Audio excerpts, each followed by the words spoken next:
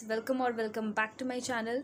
सो ये वीडियो बहुत इंपॉर्टेंट होने वाला है उन स्टूडेंट्स के लिए जो कि जून अटेम्प्ट में अपना फर्स्ट अटेम्प्ट देंगे या जो भी अटेम्प्ट देंगे वो लोग जून के लिए एग्ज़ाम प्रिपेयर कर रहे हैं अपना। ठीक है, तो मैं अपना ब्रीफ में इंट्रोडक्शन देती हूँ। मैं ये इंटर स्टूडेंट हूँ और मैंने अपना फर्स्ट अटेम्प्ट दिया था फाउंडेशन का जून 2024 में एंड भगवान की दया कृपा से भाई वो पास हो गया। एंड जैसा कि आप लोग जानते ही, अगर आप जून अटेम्प्ट के लिए प्रिपेयर कर रहे हो, आपने देखा ही होगा पासिंग परसेंटेज वगैरह, तो बहुत सारी चीज़ें हैं जो कि चेंज भी हुई हैं, कुछ कुछ चीज़ें चेंज नहीं भी हुई है। जैसे कि मैं अगर बता दूं, अगर आप क्लास 12 के साथ प्रिपेयर कर रहे हो तो ये सब चीज़ें आप नोट कर लो, ठीक है। इसको आपको बहुत अच्छे से ध्यान में रखना है। जैसे कि दिसंबर 23 तक हम लोग का जो लॉ पेपर होता था उसके साथ में BCR एक सब्जेक्ट था वो होता था जो कि 40 मार्क्स का था। एंड इकोनॉमिक्स भी बहुत ज़्यादा इजी था। समझ लीजिए कि क्लास 12 का ये जो इकोनॉमिक्स था वो था एंड BCK एक बहुत ही बहुत इजी वाला सब्जेक्ट था, ठीक है।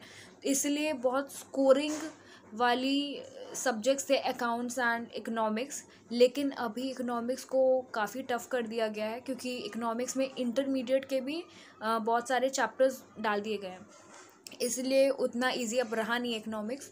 तो अगर तुम क्लास 12 के साथ प्रिपेयर कर रहे हो तो तुमको अभी इकोनॉमिक्स को एकदम भी हल्के में नहीं लेना है। बिकॉज तुम जब देखोगे ना तो इकोनॉमिक्स में क्या है कि माइक्रो पोर्शन तो तुम्हारा सेम ही है, लेकिन मैक्रो में जैसे नेशनल इनकम ये सब हमने क्लास 11-12 में पढ़ा था वो है, और बाकी के बहुत सारे चैप्टर्स ही न्यू हैं जो कि हमें पहले बार ही पढ़ने को मिलेंगे। एंड MCQ भी बुक का ऐसे घुसा घुसा के देता है ना लाइन में से कि तुमको समझ भी नहीं आएगा। ऐसा नहीं है कि तुम बस लाइन पढ़े, और तुमको बहुत अच्छा कॉन्सेप्चुअल अंडरस्टैंडिंग होना चाहिए फिर ही तुमको आएगा, ठीक है। तो हल्के में एकदम नहीं लेना है। साथ में पासिंग परसेंटेज का बता दूं तो शायद दिसंबर 23 तक, मैं श्योर नहीं हूँ, लेकिन वैसे ही रहता था। 1-2%, 10-5% आगे पीछे हो सकता है, लेकिन 30-35% बच्चे पास होते थे दिसंबर 23 तक। लेकिन जो न्यू सिलेबस आया जून 24 से, तो जो पासिंग परसेंटेज है ना वो 30-35, बल्कि सब लोग, मुझे खुद ही याद है जून 24 के टाइम में क्या था कि सारे यूट्यूबर्स जितने भी चैनल्स वाले हैं वो सब लोग बोल रहा है कि इस बार बहुत इजी आएगा, क्योंकि पासिंग परसेंटेज बहुत अच्छा होने वाला है इस बार फाउंडेशन का, क्योंकि इंटरमीडिएट और फाइनल का पासिंग परसेंटेज बहुत ज़्यादा अच्छा आया था। तो वो लोग सोचे थे कि इस बार तो 50-55% बच्चे पास होंगे, लेकिन जब एग्ज़ाम का रिज़ल्ट निकला 14% बच्चे पास हुए, लिटरली 14%। और मेरा 248 या 247 ऐसा कुछ मार्क्स था। उतना अच्छा नहीं है भाई, ठीक है, लेकिन ठीक है वो मार्क्स। क्योंकि उस साल उस अटेम्प्ट में बहुत कम ही बच्चे पास किए, तो मेरे को मस्त है वो मार्क्स, मेरे को वो चलेगा। वरना मेरे को भी था कि 250 प्लस मार्क्स आए या फिर इतना आए, 280 आए, ये सब आए। मुझे वही लगा था कि लॉ वगैरह मैंने दिया था एग्ज़ाम, मैथ्स दिया था, मुझे लगा था कि उतना मिलेगा, पर उतना नहीं मिला। पर जितना भी मिला भगवान की दया से मैं पास। तो इसलिए जो मैं तुमको सब्जेक्ट्स बताऊंगी, जो मैं जैसा भी बता रही हूँ कि किस सब्जेक्ट में तुमको ज़्यादा ध्यान देना है, क्या करना है क्या नहीं करना है, ध्यान से सुनना उसको, ठीक है। कॉपी पेन लेके बैठो। सबसे फर्स्ट मैं बात करती हूँ अकाउंट्स का। अगर तुम क्लास 12 के स्टूडेंट हो, ठीक है, एंड तुमको जून में देना है अटेम्प्ट, तो जो भी रजिस्ट्रेशन वगैरह होता है वो तो तुम अपना देख लेना। ऐसा मत करना कि बुक वगैरह का तुम सोच रहे हो कि ऑनलाइन जो ई बुक है तुम उससे पढ़ रहे हो और फिर रजिस्ट्रेशन का डेट निकल गया। रजिस्ट्रेशन का डेट एकदम अच्छे से देख लेना पहले से। आई गेस दिसंबर या जनवरी ऐसा में कुछ रजिस्ट्रेशन होगा, तो करवा लेना ध्यान से। अकाउंट्स की बात करूँ तो क्लास 12 का बहुत सारा ऐसा चैप्टर्स है जो कि तुमको कॉमन देखने को मिलेगा, ठीक है, तुम्हारे CA फाउंडेशन में। पर तुम उसको प्लीज़ हलवा मत समझना, बिकॉज सारे जो भी कॉमर्स बैकग्राउंड के स्टूडेंट आते हैं वो उसको हलवा ही समझते हैं। वो यही समझते हैं अरे ये सेम चैप्टर, पर ऐसा नहीं है। तुम एक बार, अभी तुम्हारे पास तो बुक्स वगैरह नहीं होंगे, तो तुम एक काम करो, ICI की वेबसाइट में जाओ, ठीक है। फाउंडेशन का जो भी स्टडी मटेरियल है उसको थोड़ा देखो, कंटेंट को देखो कि कौन कौन से चैप्टर सेम है सेम नहीं है। जैसे कि इकोनॉमिक्स और मैथ तुम्हारा अकाउंट्स के लिए बोल रही हूँ, बिकॉज लॉज तो सबके लिए न्यू सब्जेक्ट होता है। अब तुम कॉमर्स से आओ, साइंस से आओ, आर्ट्स से आओ, कोई मैटर नहीं करता, बिकॉज लॉ हम सबके लिए न्यू सब्जेक्ट था। साथ में मैथ्स का भी मैं बाद में बताती हूँ। सबसे पहले अकाउंट्स का तुम कंटेंट देखना।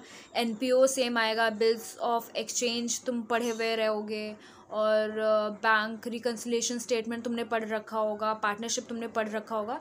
तो स्टूडेंट्स क्या करते हैं, ये तो पढ़ रखा है, पर ऐसा नहीं होता भाई, क्योंकि आईसीआई में इतना डेप्थ में क्वेश्चन पूछता है ना, इतने लेंदी क्वेश्चंस होते हैं। मैं ये नहीं बोलूँगी कि अकाउंट्स बहुत ज़्यादा टफ होता है, पर क्लास 12 का लेवल वैसा नहीं होता। क्लास 12 का लेवल जैसा मत समझो, आईसीआई इधर है, क्लास 12 तो वैसा कुछ नहीं है। तुमको बहुत ज़्यादा डेप्थ में करना होगा। ऊपर से बहुत सारे एडजस्टमेंट्स रहते हैं, मार्क्स भी कम रहते हैं। हम लोग को लाइक बहुत सारे एडजस्टमेंट दे देगा, 9-10 तो भी एडजस्टमेंट दे देगा, और मार्क्स उतना ज़्यादा तुमको देखने को नहीं मिलेगा, ठीक है। और पेपर भी लेंदी होता है, तो उस हिसाब से तुमको प्रिपेयर करना होगा। सबसे पहले तुम ये देख लो कि क्लास 12 और आईसीआई मीन्स तुम्हारा फाउंडेशन का कौन कौन से चैप्टर्स कॉमन है। जब तुम क्लास 12 के लिए प्रिपेयर कर रहे हो, बहुत अच्छे से उसको प्रिपेयर करो। साथ में तुम अपना सीबीएसई हो या आईसीएसई हो, जो भी हो, तुम उसको सही से तो कर ही रहे हो। साथ में तुमको क्या करना है, आईसीआई का तुम अगर मीन्स तुम यही सोच के चल रहे हो कि मैं अकाउंट्स को अभी अभी क्लास 12 के साथ साथ ही ख़त्म कर दूँ, निपटा दूँ मैक्सिमम पोर्शन, तो तुमको आईसीआई का जो मॉड्यूल का बैक क्वेश्चन है उसको ज़रूर करना है, उसके इलस्ट्रेशंस करने हैं, तुमको बैक क्वेश्चंस करना है, ठीक है। ये सारा तुमने उसी टाइम में कर लेना है, प्रिपेयर करते वक्त। क्लास 12 के साथ में जब तुम प्रिपेयर कर रहे हो उसी टाइम में तुमको ये कर लेना है। फिर अगर बात करें, ठीक है, ये कॉमन चैप्टर्स की बात हुई। अब अगर तुम क्लास 12 के साथ हो तो न्यू चैप्टर्स अगर तुम करोगे जो कि तुम्हारे क्लास 12 में नहीं आ रहा है, तो तुम्हारे लिए थोड़ा सा हो सकता है दिक्कत वाला हो, तो उस समय के लिए तुम उस चीज़ को छोड़ सकते हो। न्यू चैप्टर्स मत करो, जितना तुम कर रहे हो उसी को बहुत अच्छे से करो कि लाइक तुम 3 महीने बाद भी देखो वो चैप्टर तो तुम्हारे दिमाग में एकदम फिट हो, ठीक है। तो तुमको अकाउंट्स का ये कर लेना है। इकोनॉमिक्स में भी जो माइक्रो पोर्शन है ना, उसको एकदम मस्त तरीके से करो कि तुमको उसमें दिक्कत ना हो, ठीक है। तुमने इकोनॉमिक्स बहुत अच्छे से कर लिया। इकोनॉमिक्स में तुम्हारा demand and supply, production and cost, business cycle chapter 1 जो था वो है, और फिर मार्केट चैप्टर है। ये सारा 50-60% उतना ही है, या 60% में नहीं होगा तो 50% माइक्रो तुम्हारा वैसे ही आता है, बस थोड़ा थोड़ा सा डिफरेंस होगा तुमको देखने मिलेगा माइक्रो में, वरना उतना डिफरेंस नहीं है, अभी तक तो नहीं है, ठीक है। मैं जो रिकॉर्ड कर रही हूँ हो सकता है सिलेबस चेंज हो जाए बाद में चल के, अभी तक तो सब कुछ सेम ही है जितना मैं बता रही हूँ। तो तुमको ये करना है। और मैक्रो पोर्शन का अगर तुम क्लास 11 में हो या फिर तुम तब वीडियो देख रहे हो, तो नेशनल इनकम हुआ, तो ये सारे अच्छे से कर लेने हैं तुमको। और नेशनल इनकम तुम उस टाइम में भी कर सकते हो, क्लास 12 में भी तुम साथ में प्रिपेयर कर सकते हो, बिकॉज तुमने क्लास 11 में ही पढ़ रखा था नेशनल इनकम, तो तुमको ये कर लेना है, ठीक है। जो न्यूली एडेड चैप्टर्स हैं थ्योरी टाइप ही है कुछ कुछ, तो तुम उसको कर लेना, ठीक है। मनी चैप्टर हुआ, देन और भी 1-2 चैप्टर है, मनी मार्केट था, और फिर बाद में कौन सा था, पब्लिक फाइनेंस था। तो ये सारे तुम साथ में भी कर सकते हो। तुम्हारे लिए बेस्ट रहेगा तुम क्लास 12 के जब तुम प्रिपेयर कर रहे हो के लिए उसी टाइम में तुम अकाउंट्स और इकोनॉमिक्स को निपटा दो, ताकि जब तुम क्लास 12 पास हो जाओ तो फिर तुम्हारे पास जितना भी टाइम बचा होगा तुम लॉ और मैथ्स को लगा सको, या फिर तुम क्लास 12 के साथ ही तुम और टाइम दे सकते हो तो लॉ को स्टार्ट कर दो, ठीक है। बिकॉज देखो 2 पेपर सब्जेक्टिव होते हैं, अकाउंट्स के एंड इकोनॉमिक्स के, इकोनॉमिक्स बोल रही हूँ, सॉरी, अकाउंट्स के एंड लॉज के 2 सब्जेक्टिव होते हैं। पूरा तुमको लिखना पड़ेगा, डिस्क्रिप्शन पूरा लिखना होगा, ठीक है। और फिर जो मैथ्स है एंड इकोनॉमिक्स है ये एमसीक्यू पेपर्स होते हैं, इसमें तुम्हारे नेगेटिव मार्किंग भी होते हैं, तो ये नहीं है कि तुम सब गोला को ऐसे ऐसे भर के आ जाओ, तुमको वो नहीं करना है। लॉ तुम स्टार्ट कर लो तो बहुत अच्छी बात है, बिकॉज ज़्यादातर स्टूडेंट जो होते हैं वो लॉ में एंड मैथ्स में लटकते हैं। क्यों बोलूँ, बिकॉज मैथ्स से तो ऐसे भी डर रहता है, बहुत सारे लोग को, मेरे को भी डर था ही। एंड लॉज का क्या है कि तुम जितना भी लिख लो ना, अगर तुम्हारा फॉर्मेट सही नहीं है, और फिर वो लोग मार्क्स भी नहीं देते फुल, वैसे ऐसे मार्क्स भी नहीं देता तुमको लॉ में पूरा, लेकिन बहुत लाइक हर चीज़ में तुमको फॉर्मेट एकदम अच्छे से रखना होगा, कीवर्ड्स को मार्क करना होगा, अंडरलाइन करना पड़ेगा, एंड बहुत कुछ लर्न भी करना होता है। तो स्टूडेंट्स सोचते हैं कि क्या हमको सब कुछ ही रट्टा मारना है, तो देखो हाँ बोल भी सकते हैं, सब कुछ नहीं, पहले तुम समझ जाओ, ठीक है। समझ जाओगे तो अब हो सकता है कि बहुत सारी चीज़ें तुमको रट्टा नहीं भी हो सकती है, ठीक है। मेरी खुद की उतनी अच्छी मेमोरी वाली वैसी स्किल्स है नहीं कि मैं रट्टा मार मार के सब कुछ चली जाऊँ, लेकिन जब मेरे को समझ आ जाता है तो वो लर्न भी जल्दी हो जाता है। तो तुमको समझना बहुत अच्छे से है। प्रोविजंस को तो तुमको रट्टा मारना ही है, डेफिनेशंस को तुमको एज इट इज़ ही लिखना है, बिकॉज तुम लॉ के रिटन वर्ड्स को चेंज नहीं कर सकते हो, लॉ के डेफिनेशन को तुम चेंज नहीं कर सकते हो। अगर लिखा है कि एग्रीमेंट का मतलब ये है लॉ के हिसाब से, तो हाँ भाई वही है, तुम अपना इंग्लिश उसमें नहीं जोड़ सकते। तो इसलिए बोला जाता है कि रट्टा वाला चीज़ है, फैक्टर है, वरना और कोई चीज़ नहीं है और कोई बात नहीं है। तो रट्टाफिकेशन इसमें करना पड़ता है, पर कंक्लूजन वगैरह तो खुद से ही लिखोगे, कंक्लूजन थोड़ी रट के आओगे तुम, तो हो जाएगा लॉ। लेकिन तुमको राइटिंग प्रैक्टिस बहुत कुछ करना है, बिकॉज भाई 20-24 क्वेश्चंस भी आ जाते हैं। जो क्वेश्चन 7 मार्क्स का होना चाहिए वो 2 मार्क्स का, 3 मार्क्स का, 5 मार्क्स का, 4 मार्क्स का करके भी आ रहा है अभी पेपर में। इसलिए तुमको करना है क्या, तुमको बहुत राइटिंग प्रैक्टिस करना है। तुमने जब लेक्चर देख लिया, रीडिंग लगा ली, तो उसके बाद में तुमको सारे बैक क्वेश्चंस को लिख लिख के प्रैक्टिस करना है। MTP, RTP, previous year paper, तुमको ये भी करना है। जैसे कि तुम एक चैप्टर कर लियो तो साथ ही में MTP, RTP, previous year paper का भी देख लो। जैसे सेल्स ऑफ गुड्स एक्ट किया तो सेल्स ऑफ गुड्स एक्ट का ही निकाल के क्वेश्चंस देख लो प्रीवियस ईयर पेपर में, सेल्स ऑफ गुड्स एक्ट का कहाँ का क्वेश्चन था उसको कर लो। बिकॉज लास्ट मोमेंट के लिए छोड़ोगे ना, लास्ट मोमेंट वो मोमेंट आता ही नहीं है, और वो मोमेंट अगर एकदम लास्ट में आएगा तो तुम करेक्शन भी कैसे करोगे। जून में एग्ज़ाम है, ठीक है, समझ लो जून का अगर जून का मिडिल में भी एग्ज़ाम है, समझ लो 15 जून से एग्ज़ाम है तुम्हारा, और मुझे अभी डेट्स पता नहीं, हो सकता है डेट निकल गया हो, मुझे नहीं पता अभी। तो 15 जून को भी अगर एग्ज़ाम है और तुम 1 जून को तुम MTP, RTP कर रहे हो, तो और तुमको दिख रहा है कि अच्छा ये वाले चैप्टर्स मेरे अच्छे से नहीं हुए हैं, या फिर ये प्रीवियस ईयर मुझे इस चैप्टर के क्वेश्चंस नहीं बन रहा है, कीवर्ड्स नहीं आ रहा है, लर्निंग ठीक से नहीं हुई है, तो तुम 10 दिन में क्या कर लोगे, 10-15 दिन में कुछ नहीं हो पाएगा। इसलिए अपने को थोड़ा टाइम दो, 1 मंथ का टाइम दो या फिर 1.5 मंथ का टाइम दो, और उस टाइम में previous year paper MTP, RTP कर लो, या फिर बेस्ट है कि साथ साथ में करो।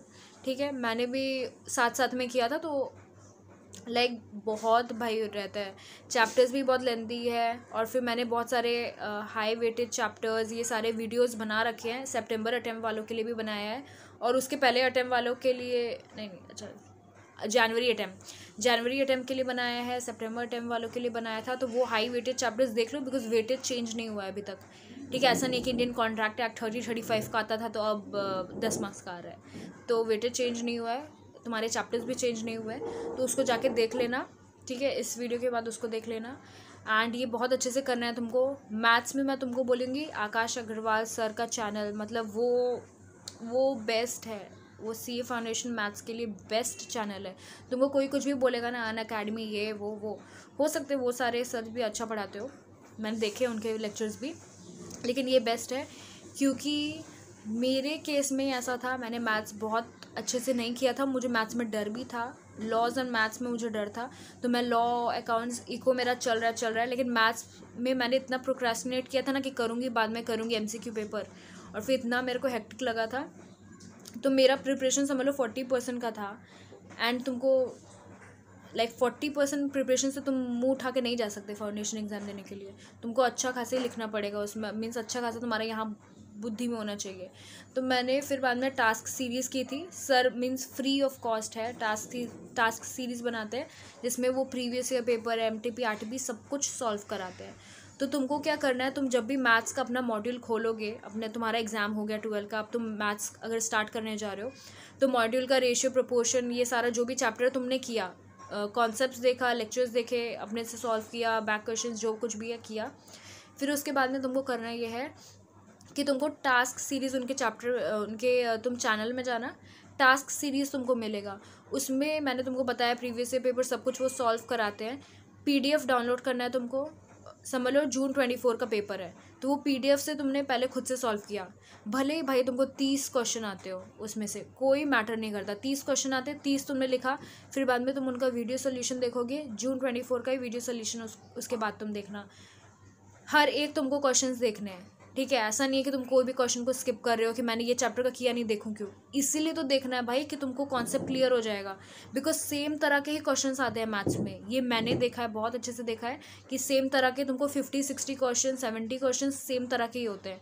तो तुम उसको अच्छे से समझ लो, जैसे तुमने कोई चैप्टर नहीं भी किया लेकिन तुम अच्छे से समझ ले रहे हो कि इस तरीके से ये सॉल्व होता है, तो अब नेक्स्ट फिर से तुम कोई प्रीवियस ईयर पेपर करोगे ना, सेम तरह का आएगा तो खुद से सॉल्व कर पाओगे। तो टास्क सीरीज़ 30 टास्क सीरीज़ होते हैं 30 डेज़ के।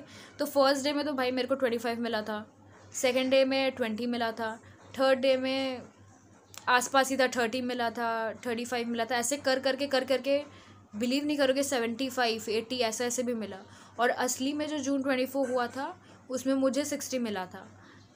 ठीक है, तो वो हाँ उतना भी अच्छा कुछ मार्क्स नहीं है, लेकिन ठीक है, मैथ्स में मैं उतनी कोई स्ट्रॉन्ग बच्ची थी नहीं कभी स्कूल में, बीच में हो गई थी 10th में, लेकिन उसके बाद मेरा ऐसे ऐसे ही चल रहा था। मेरा 11 12 बहुत बेकार था मैथ्स, मैंने किया ही नहीं था, वो मेरा ऑप्शनल सब्जेक्ट था, इसलिए मैंने उसको कभी ध्यान नहीं दिया मैथ्स को।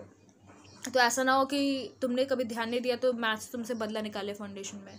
ठीक है, तो ये काम मत करना, अच्छे से करना है इसको। और तुमको अभी भी कोई दिक्कत है, कोई परेशानी है, या फिर अगर कोई जनवरी वाला अगर देख रहा है वीडियो, तो तुम्हारे अटैम्प्ट आने वाले हैं। ठीक है, अटैम्प्ट आने वाले हैं तुम्हारे, ये सब वीडियो मत देखो। कोई डाउट है तो पूछ लो कमेंट सेक्शन में। और जून वाले भी जो भी इस वीडियो को देख रहे हो, किसी भी तरह की समस्या है, ठीक है, क्या बोलते हैं, निस्संदेह जो भी हो पूछ लो मेरे से। मैं कमेंट का तो रिप्लाई देती हूँ, रिप्लाई दे दूँगी तुमको। ठीक है, अच्छे से प्रिपेयर करो। Best of luck.